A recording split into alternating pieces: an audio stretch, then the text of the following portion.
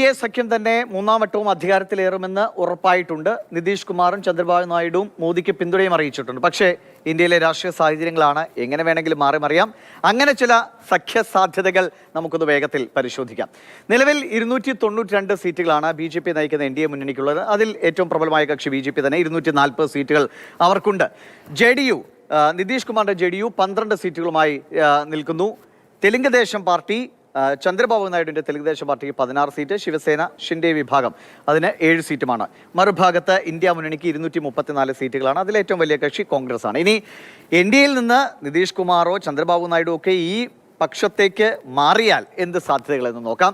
ഇപ്പോൾ JDU നിതീഷ് കുമാറാണ് ഒരു മൗനം ഇങ്ങനെ നിലനിർത്തുന്നത്, അഭ്യൂഹങ്ങൾ നിലനിർത്തുന്നത്. അപ്പോൾ അദ്ദേഹം ഇങ്ങോട്ടേക്ക് വന്നാൽ, അദ്ദേഹത്തിൻ്റെ പാർട്ടി ഇങ്ങോട്ടേക്ക് വന്നാൽ 12 സീറ്റ് കൂടി ചേർന്ന് 246 ഉയരാൻ ഇന്ത്യ സഖ്യത്തിന് കഴിയും. അടുത്തത് തെലുങ്ക് ദേശം പാർട്ടി TDP 16 സീറ്റുകൾ അവർക്കുണ്ട്.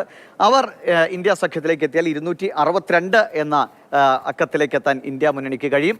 ഒപ്പം ശിവസേന 7 സീറ്റുകളാണുള്ളത്. അവർ കൂടി ഈ ഇന്ത്യ സഖ്യത്തിനൊപ്പം ചേർന്നാൽ ഉദ്ധവ് താക്കറെ ഷിൻഡെ വിഭാഗം നമുക്ക് ഒരുമിക്കുമെന്ന് അറിയില്ല. പക്ഷേ രാഷ്ട്രീയമായതുകൊണ്ട് എന്തും പ്രതീക്ഷിക്കണമല്ലോ.